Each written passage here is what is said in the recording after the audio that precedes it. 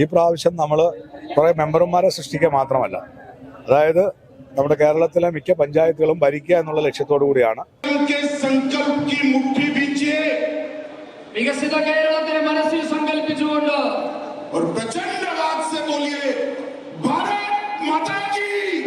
നമ്മുടെ മോദി കയറിയതിനു ശേഷം സ്ത്രീകൾക്കായിട്ട് കൊണ്ടുവന്നിട്ടുണ്ട്. പാലൂട്ടുന്ന അമ്മമാർക്ക് ജൻധൻ യോജന അക്കൗണ്ടുകള്, കിസാന്റെ പൈസകള്, എത്രയോ ആളുകൾക്ക് കോടിക്കണക്കിന് രൂപകൾ കൊടുക്കുന്നു. അങ്ങനെ ഓരോ മേഖലയിലും മാറ്റം വരുത്തുമെന്ന് തന്നെയാണ് ഞങ്ങളുടെ വിശ്വാസം. നമ്മൾ തീർച്ചയായിട്ടും ഭരണത്തിലെത്തിയിരിക്കും. തീർച്ചയായിട്ടും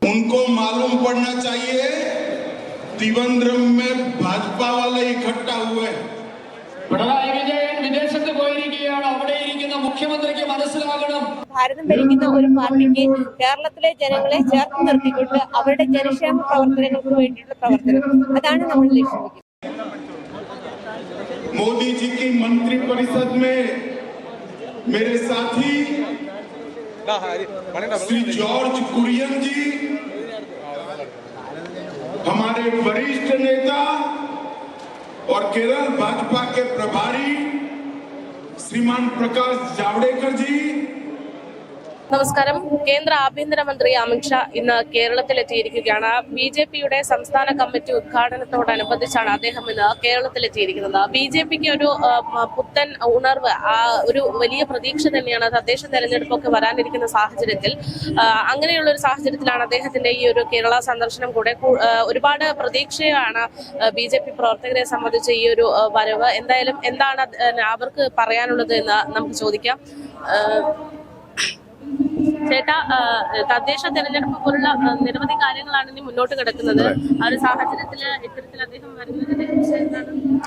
ഈ വരവിന് വലിയൊരു പ്രത്യേകതയുണ്ട്. കാരണം മറ്റു രാഷ്ട്രീയ പാർട്ടികളൊന്നും ചെയ്യാത്തൊരു പരിപാടിയാണ്. 6 മാസം മുമ്പ് തെരഞ്ഞെടുപ്പുമായി ബന്ധപ്പെട്ടുള്ള ഒരുക്കങ്ങൾ നടക്കുന്നുണ്ട്. തദ്ദേശ സ്വയംഭരണ സ്ഥാപനങ്ങളിലുള്ള തെരഞ്ഞെടുപ്പ് ഈ പ്രാവശ്യം നമ്മൾ കുറേ മെമ്പർമാരെ സൃഷ്ടിക്കുക മാത്രമല്ല, അതായത് നമ്മുടെ കേരളത്തിലെ മിക്ക പഞ്ചായത്തുകളും ഭരിക്കുക എന്നുള്ള ലക്ഷ്യത്തോടു കൂടിയാണ്. ഇപ്പോൾ ഇവിടെ വരുന്ന ആളുകൾ സാധാരണ പ്രവർത്തകരല്ല. ഒരു വാർഡിൽ ഒരു 6 അംഗ സമിതി എടുത്തിട്ടുണ്ട്, വികസിത ടീം, അതായത് വികസിത കേരള ടീം എന്ന് പറഞ്ഞു. ആ 6 അംഗ സമിതികളാണ് ഇവിടെ വരുന്നത്.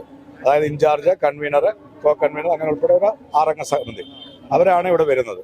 അപ്പം തീർച്ചയായിട്ടും ഞങ്ങൾ വളരെ ആവേശത്തിലാണ്. വരാൻ പോകുന്ന തദ്ദേശ സ്വയംഭരണ തെരഞ്ഞെടുപ്പിൽ ഞങ്ങൾ കേരളത്തിലെ മിക്ക പഞ്ചായത്തുകളും മുനിസിപ്പാലിറ്റികളും കോർപ്പറേഷനുകളും ഭരിക്കും എന്നുള്ള ആത്മവിശ്വാസത്തോടുകൂടിയാണ് ഇത് വരാൻ പോകുന്ന തെരഞ്ഞെടുപ്പിനെ ഞങ്ങൾ നേരിടുന്നത്. മാറാത്തത് മാറും എന്നുള്ളൊരു ടാഗ് ലൈൻ കൂടെയാണല്ലോ. തീർച്ചയായിട്ടും മാറാത്തത് മാറും. കാരണം അതാണല്ലോ ഈ ജനലക്ഷങ്ങൾ ഇങ്ങനെ കടന്നു വന്നുകൊണ്ടിരിക്കുന്നത്. വെറും സമിതി അംഗങ്ങൾ മാത്രമാണ്, അല്ലാതെ എല്ലാ പ്രവർത്തകരും ഇല്ല. അപ്പം തന്നെ അറിയാമല്ലോ വരവിന്റെ ഉദ്ദേശം. തീർച്ചയായിട്ടും വരാൻ പോകുന്ന തെരഞ്ഞെടുപ്പിൽ നമ്മുടെ BJPയുടെ ഒരു വലിയ ചരിത്രം സൃഷ്ടിക്കും. മാറാത്തത് മാറുക തന്നെ ചെയ്യും. ഇതുവരെ കേരളത്തിലെ BJP ഉള്ള ഒരു സ്ഥിതിയിൽ നിന്ന് മാറ്റം വരാൻ പോകുന്നെന്ന് ആണ് പ്രതീക്ഷിക്കുന്നത്. അപ്പോൾ ആ ഒരു പ്രതീക്ഷ ഉണ്ടാകുമ്പോൾ തന്നെ സ്വാഭാവികമായിട്ടും ജനങ്ങൾ പ്രതീക്ഷിക്കുന്ന ഒരു കാര്യമുണ്ടല്ലോ. അപ്പോൾ BJP ഭരണത്തിൽ വന്നാൽ അല്ലെങ്കിൽ വരികയാണെങ്കിൽ ഇന്ന് ഈ ഒരു മാറ്റമൊക്കെ സംഭവിക്കുന്നത് എന്തൊക്കെ മാറ്റങ്ങളാണ് അതിൽ ഉൾപ്പെടുന്നത്? തീർച്ചയായിട്ടും നമ്മൾ ഇപ്പോൾ സംസ്ഥാന പ്രസിഡന്റ് പറയുന്നത് വികസിത കേരളം. അതായത് നമുക്കറിയാം, കഴിഞ്ഞ കുറേ വർഷങ്ങളായിട്ട് ഈ ഇടതുവലത് 2 മുന്നണികളും ഭരിച്ചിട്ട് കേരളത്തിൽ ഈ പറയുന്നത് പോലുള്ള വികസിതം ഉണ്ടായിട്ടില്ല. അപ്പം തീർച്ചയായിട്ടും വികസിത കേരളം, അത് മാത്രമാണ് നമ്മുടെ ലക്ഷ്യം എല്ലാ തരത്തിലും. അതുപോലെ എല്ലാ ജനങ്ങൾക്കും എല്ലാവരോടും ഒപ്പം, അല്ലാതെ ഒരു പ്രത്യേക തരം ആളുകൾക്ക് മാത്രമല്ല, എല്ലാവരോടും ഒപ്പം. അതാണ് നമ്മുടെ ക്യാപ്ഷൻ തന്നെ, വികസിത ഭാരതം, അതോടൊപ്പം തന്നെ വികസിത കേരളം. അമിത്ഷാജി പറയുന്നത് പോലെ വികസിത കേരളം തന്നെയാണ് അമിത്ഷാ. പല മാറ്റങ്ങൾ ഞങ്ങൾ BJP വരുത്തും. ഒറ്റക്കെട്ടോടെ ഞങ്ങൾ ഒരു ലക്ഷ്യത്തോടെ പ്രവർത്തിക്കും. ചേച്ചി, മാറ്റങ്ങൾ വരുത്തും എന്നുള്ളൊരു ടാഗ് ലൈൻ പറയുമ്പോൾ ഇവിടെ മാറേണ്ടതായിട്ട് ഒരുപാട് കാര്യങ്ങൾ ഉണ്ടെന്നാണല്ലോ പറയുന്നത്. അത് ഏകദേശം ജനങ്ങൾ പ്രതീക്ഷിക്കുന്നുണ്ട്. എന്തൊക്കെ കാര്യങ്ങളാണ് മാറ്റം എന്നുള്ളത്? ഏതൊക്കെയാണ് ഉദ്ദേശിക്കുന്നത്? മുഴുവനായിട്ടില്ലെങ്കിലും പ്രധാനപ്പെട്ട ചില കാര്യങ്ങൾ. അത് എല്ലാ എല്ലാ ഇതിലും നമ്മൾ മാറ്റങ്ങൾ പ്രതീക്ഷിക്കുന്നുണ്ട്. അതായത് മൊത്തത്തില് ജനങ്ങൾക്ക് നല്ല രീതിയിലുള്ള അത് കൂടുതൽ സ്ത്രീകളിലൊക്കെ ഒരുപാട് പ്രവർത്തനങ്ങളിലും സ്ത്രീകൾ കൊണ്ടുവന്ന ഒരുപാട് കാര്യങ്ങൾ ഇപ്പൊ തന്നെ എന്തെല്ലാം പ്രോജക്റ്റുകള് നമ്മുടെ മോദി കയറിയതിനു ശേഷം സ്ത്രീകൾക്കായിട്ട് കൊണ്ടുവന്നിട്ടുണ്ട്. പാലൂട്ടുന്ന അമ്മമാർക്ക് ജൻധൻ യോജന അക്കൗണ്ടുകള്, കിസാന്റെ പൈസകള്, എത്രയോ ആളുകൾക്ക് കോടിക്കണക്കിന് രൂപകൾ കൊടുക്കുന്നു. അങ്ങനെ ഓരോ മേഖലയിലും മാറ്റം വരുത്തുമെന്ന് തന്നെയാണ് ഞങ്ങളുടെ വിശ്വാസം. ഈ തദ്ദേശ തെരഞ്ഞെടുപ്പിന്റെ ഒരു ഭാഗമായിട്ട് കൂടെയാണോ ഇപ്പൊ അമിത്ഷാ ഇവിടെ എത്തിയിരിക്കുന്നത്? അതെ, അതിന്റെ ഭാഗമായിട്ട് തന്നെയാണ് എത്തിയിരിക്കുന്നത്. തെരഞ്ഞെടുപ്പിൽ ഞങ്ങൾ ഒരുപാട് മുന്നേറുമെന്ന് തന്നെയാണ് ഞങ്ങളുടെ പ്രതീക്ഷ. ബിജെപിയുടെ ഒരു പുതിയ മുഖമായിരിക്കും ഇനി കാണാൻ പോകുന്നത്. തീർച്ചയായിട്ടും പുതിയ മുഖം തന്നെയാണ് കാണാൻ പോകുന്നത്. ഞങ്ങളിൽ ഒരുപാട് പ്രതീക്ഷകളുണ്ട്. ഇത്തവണ ബിജെപി ഇതുവരെ ഉള്ളതിൽ നിന്ന് മാറ്റം വരുത്തി കേരളത്തിൽ ഒരു സ്ഥാനം പിടിക്കും എന്നുള്ള ഒരു പ്രതീക്ഷയുണ്ടോ? അതിനല്ലേ ഞങ്ങൾ പ്രവർത്തിക്കുന്നതല്ലേ, അതിനല്ലേ തീർച്ചയായിട്ടും അതിനല്ലേ നമ്മളെ ലക്ഷ്യം അതല്ലയോ. പിന്നെ അതിനകത്ത് പ്രത്യേകിച്ച് ചോദിക്കേണ്ട കാര്യമില്ല. കാര്യം എന്ന് പറഞ്ഞു കഴിഞ്ഞാൽ ഇടതും വലതും കൂടെ ഈ സംഘടിച്ച് നിൽക്കുകയാണ്. കാര്യം അത് എങ്കിൽ തന്നെയും നമ്മൾ തീർച്ചയായിട്ടും ഭരണത്തിലെത്തിയിരിക്കും. തീർച്ചയായിട്ടും വികസിത കേരളം ലക്ഷ്യമാക്കിക്കൊണ്ടുള്ള പ്രവർത്തനങ്ങളാണ് മുന്നോട്ട് പോകുന്നത്. ഈ സമയത്ത് നമ്മള് ഇന്നിവിടെ അമിത്ഷാജി അഭിസംബോധന ചെയ്യുന്ന യോഗം എന്ന് പറഞ്ഞാൽ ബൂത്ത് വികസന സമിതിയിലെ അംഗങ്ങളുടെയാണ്. വാർഡ് വികസന സമിതി ടീം തന്നെയാണ് ഇവിടെ പങ്കെടുക്കുന്നത്. അതായത് ഏറ്റവും താഴെത്തട്ടിലുള്ള ആളുകളെ ഉൾപ്പെടുത്തിക്കൊണ്ടുള്ള വളരെ വിപുലമായിട്ടുള്ള യോഗമാണ്. വരാൻ പോകുന്ന ലോക്കൽ ബോഡി നിയമസഭാ ഇലക്ഷനുമായിട്ട് ബന്ധപ്പെട്ട് അതിനുള്ള തുടർ പ്രവർത്തനങ്ങളായിരിക്കും ഇന്നത്തെ യോഗം ലക്ഷ്യം വെക്കുന്നത്. അതായത് വലിയൊരു മാറ്റം കേരളം ആഗ്രഹിക്കുന്നു. ആ മാറ്റത്തിനനുസരിച്ച് ഭാരതം ഭരിക്കുന്ന ഒരു പാർട്ടിക്ക് കേരളത്തിലെ ജനങ്ങളെ ചേർത്ത് നിർത്തിക്കൊണ്ട് അവരുടെ ജനക്ഷേമ പ്രവർത്തനങ്ങൾക്ക് വേണ്ടിയുള്ള പ്രവർത്തനം, അതാണ് നമ്മൾ ലക്ഷ്യം വെക്കുന്നത്. എല്ലാവരും സംസാരിക്കുമ്പോൾ പ്രധാനമായിട്ട് പറയുന്ന കാര്യം മാറ്റങ്ങൾ കൊണ്ടുവരുമെന്നുള്ളതാണ്. ഇപ്പൊ പ്രധാനമായിട്ട് ഉദ്ദേശിക്കുന്ന 2-3 മാറ്റങ്ങളെ കുറിച്ച്. മാറ്റങ്ങൾ എന്ന് പറഞ്ഞാൽ പഴയ കേരളമല്ലല്ലോ ഇപ്പോ. കേന്ദ്ര സർക്കാരിന്റെ കോടിക്കണക്കിന് രൂപയുടെ ഫണ്ടുകളാണ് ഓരോ പ്ലാനിങ്ങിലൂടെ കേരളത്തിലേക്ക് എത്തിക്കൊണ്ടിരിക്കുന്നത്. അതിൽ ഏറ്റവും താഴെത്തട്ടിലുള്ള ആളുകൾക്ക് അവരുടെ ജീവന്റെ നിലനിൽപ്പിന് ആവശ്യമായിട്ടുള്ള ആ ഒരു പ്രവർത്തനങ്ങൾ ഏറ്റെടുത്തുകൊണ്ട് സ്വച്ഛ് ഭാരത് കേരളത്തിലൂടെ ടോയ്ലറ്റ് കൊടുത്തിട്ടുണ്ട് ആളുകൾക്ക്. അങ്ങനെ ഒട്ടനവധി പ്രവർത്തനങ്ങൾ, അതായത് ജനങ്ങളോടൊപ്പം നിൽക്കുന്ന ഒരു പാർട്ടി എന്നുള്ള നിലയ്ക്ക് കേന്ദ്ര സർക്കാരിന്റെ ജനക്ഷേമ പ്രവർത്തനങ്ങൾ അത് ജനങ്ങളിൽ എത്തിച്ചുകൊണ്ട് അവരുടെ സാമൂഹ്യപരമായിട്ടുള്ള അല്ലെങ്കിൽ അവരുടെ സമസ്ത മേഖലയിലും, വിദ്യാഭ്യാസ മേഖലയിലാണെങ്കിലും അതുപോലെ തന്നെ സാംസ്കാരിക രംഗത്താണെങ്കിലും സാമൂഹ്യ രംഗത്താണെങ്കിലും എല്ലാ മേഖലയിലും വളർച്ച ഉണ്ടാക്കുക. ആ ഒരു വികസനമാണ് നമ്മൾ ലക്ഷ്യം വെക്കുന്നത്. പ്രത്യേകിച്ച് സ്ത്രീ കേന്ദ്രീകൃതമായിട്ടുള്ള കുറെ പദ്ധതികൾ, അവിടെ സ്വയം തൊഴില്, അതുപോലെ തന്നെ തൊഴിലില്ലായ്മ ഏറ്റവും കൂടുതലുള്ള ഒരു സംസ്ഥാനമാണ് നമ്മുടെ കേരളം. അതുകൊണ്ട് തന്നെ അവരെ ഫോക്കസ് ചെയ്തുകൊണ്ട് തൊഴിൽ പ്രദാനം ചെയ്തുകൊണ്ട് ഇപ്പൊ തന്നെ നിങ്ങൾ ഇന്നലെ അറിഞ്ഞിട്ടുണ്ടാവും, മോദിജി 51,000 ആളുകൾക്ക് തൊഴിൽ കൊടുത്തുകൊണ്ടുള്ള പ്രൊജക്ടുകൾ. ഇങ്ങനെ ഒട്ടനവധി കാര്യങ്ങൾ ചെയ്യാനുള്ള ഒരു അതുപോലെയുള്ള ഒരു വലിയൊരു പ്രതീക്ഷയാണ് ഞങ്ങൾ മാറ്റത്തിലൂടെ ഉദ്ദേശിക്കുന്നത്. അതിലൂടെ ഈ കേരളം മാറും. ബിജെപിക്ക് ഇനി ഈ അടുത്ത് വരുന്ന തെരഞ്ഞെടുപ്പിലെ ഒരു സ്ഥാനം കിട്ടും. തീർച്ചയായിട്ടും ഞങ്ങൾ ഈ ലോക്കൽ ബോഡി ഇലക്ഷൻ മുഴുവൻ സീറ്റുകളും പിടിച്ചുകൊണ്ട് ഇവിടെ കേരളം ഭരിച്ചുകൊണ്ടുള്ള ഒരു മുന്നോട്ടുള്ള ഒരു പോക്ക് അത് തന്നെയാണ് ഉദ്ദേശിക്കപ്പെടുന്നത്. അതുകൊണ്ട് തന്നെ ഈ കേരളത്തിലെ മുഴുവൻ ജനങ്ങൾക്കും അതിന്റെ എല്ലാ ആനുകൂല്യങ്ങളും കിട്ടും. ജനങ്ങൾ മനസ്സിലാക്കി കഴിഞ്ഞു, അവർ മാറാൻ തയ്യാറാണ്. ആ മാറാനുള്ള അവരുടെ ആ മനസ്സ്, അത് തന്നെയാണ് ഞങ്ങളുടെ ഏറ്റവും വലിയ വിജയം. ഇതില് മത്സരിക്കാനാണ് BJPയുടെ താല്പര്യം. കോർപ്പറേഷൻ പിടിച്ചടക്കുക, അതാണ് മെയിൻ ആവശ്യം. അല്ലാതെ ഇവിടെ ഈ അഴിമതി ഇപ്പൊ ഞങ്ങള് ധർണയൊക്കെ നടത്തുകയുണ്ടായി ഈ അഴിമതിക്കെതിരെ. കാരണം കോർപ്പറേഷൻ കാണിക്കുന്ന അഴിമതികൾ, കമ്പ്യൂട്ടർ വാങ്ങിക്കൊടുക്കുക അല്ലെങ്കിൽ ലാപ്ടോപ്പ് വാങ്ങിക്കൊടുക്കുക എന്ന് പറഞ്ഞിട്ട് പൈസകൾ വാങ്ങിക്കൊണ്ട് അത് ഫണ്ട് മാറ്റി ചെലവാക്കുക, അങ്ങനെയൊക്കെയുള്ള ഒരുപാട് പ്രവൃത്തികൾ ചെയ്യുന്നുണ്ട്. അതൊക്കെ ഒരു മാറ്റം വരുത്തണമല്ലോ. അതിനുവേണ്ടി അതും ഇവിടെ നേതൃത്വത്തിലൊക്കെ എല്ലാവരെയും കൊണ്ടുവരാൻ വേണ്ടി കാണിക്കുന്ന ഒരു ഇതാണ്. അതാണ് മെയിൻ. ബിജെപി വന്നു കഴിഞ്ഞാൽ ഇതുവരെയുള്ള സിസ്റ്റത്തിനൊരു മാറ്റം വരുമെന്നുള്ള 100% മാറ്റം വരുമെന്ന് ഞങ്ങളുടെ വിശ്വാസം. നമ്മുടെ പാർട്ടി അതിന് കരുത്തരാണ്.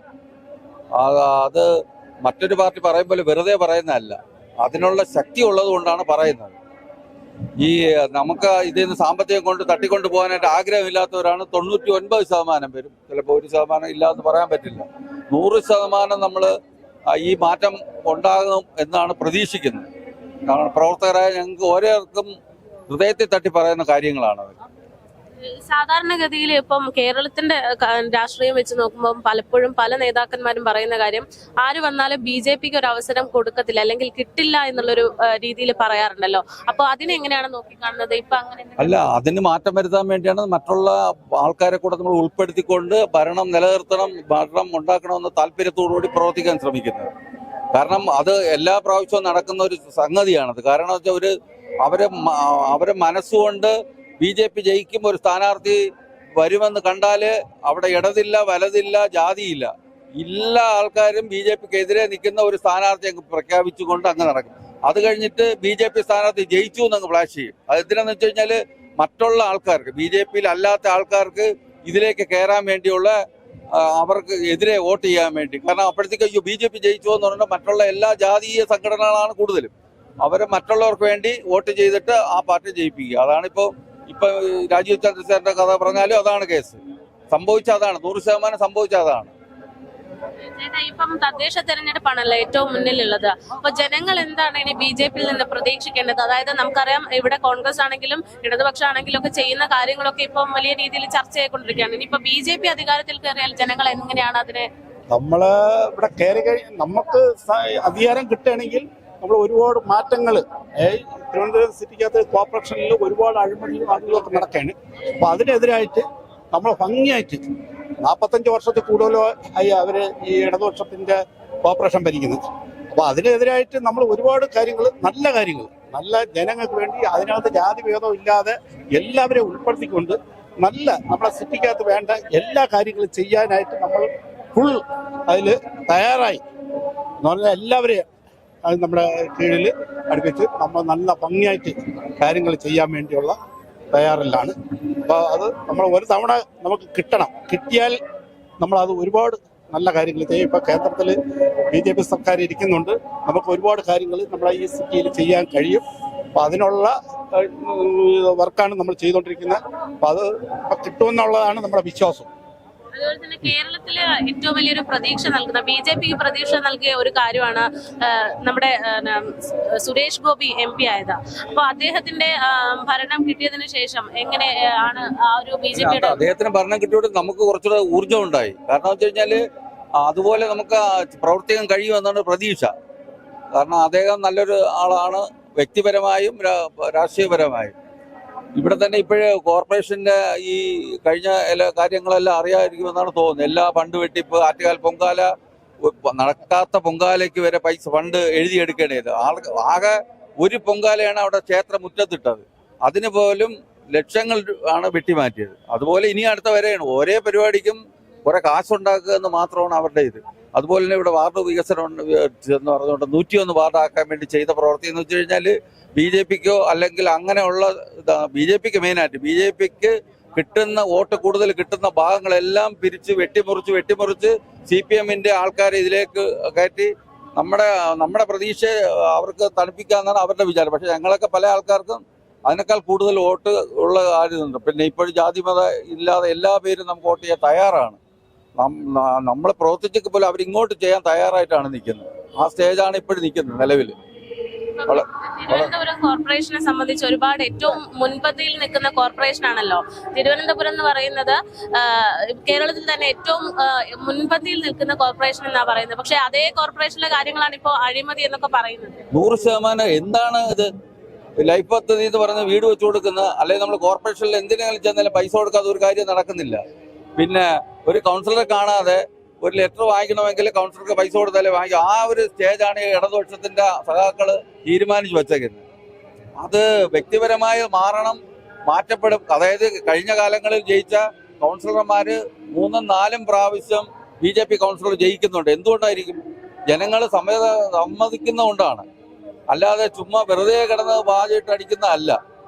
കാരണം 100% ഞങ്ങളത് മാറ്റം വരുത്തുമെന്ന് പ്രതീക്ഷയോടുകൂടിയാണ് നിൽക്കുന്നത്.